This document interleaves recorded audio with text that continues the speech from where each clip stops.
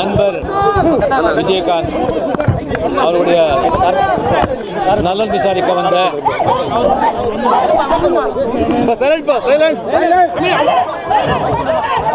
அவருடைய உடல்நலம் விசாரிக்க வந்த நான் அமெரிக்காவில் இருக்கும்போது அவர் சந்திக்க முயற்சி பண்ணேன், அங்கே முடியல.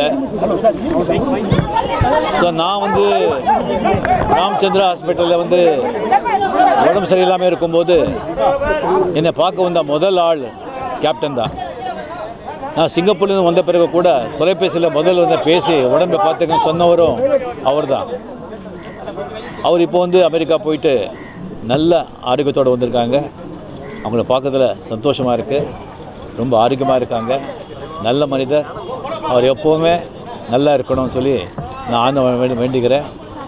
இதில் வந்து இந்த சந்திப்பில் வந்து துளி கூட அரசியல் கிடையாது. Okay, thank you very much.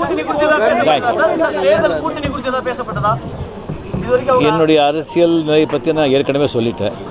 அதுக்கப்புறம் இப்போது நான் ஒன்றுமே அங்கே பேச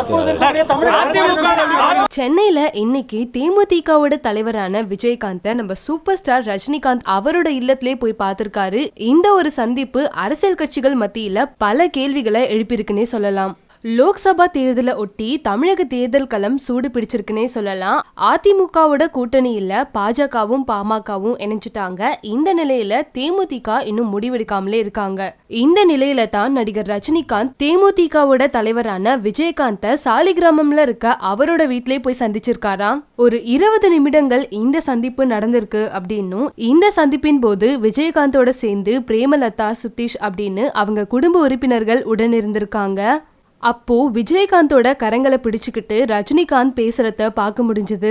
தவறு எங்க நடந்தாலும் தட்டி கேட்கக்கூடிய துணிச்சல் இருக்கணும், சுயநலம் இருக்கக்கூடாது. சுயநலத்தையே நினைச்சுக்கிட்டு நான் பதவிக்கு வரணும், நான் காரியம் சாதிச்சுக்கணும், எனக்கு பணம் வேணும், என்னுடைய வாழ்க்கையை பார்த்துக்கணும்னு நினைச்சு தான் திடீர்னு ஒரு போஸ்டே விட்டுறாங்கன்னு வச்சுங்களேன். அவங்களோட எப்படி போட்டு போது நம்மளால அதை ஏற்றுக்கணும்ல. அரசியல்வாதினா அவங்களுக்கு எதுவுமே இருக்கக்கூடாது அப்படின்னு சொன்னாங்கன்னா அந்த மாதிரி அரசியல்வாதி நான் இல்லை.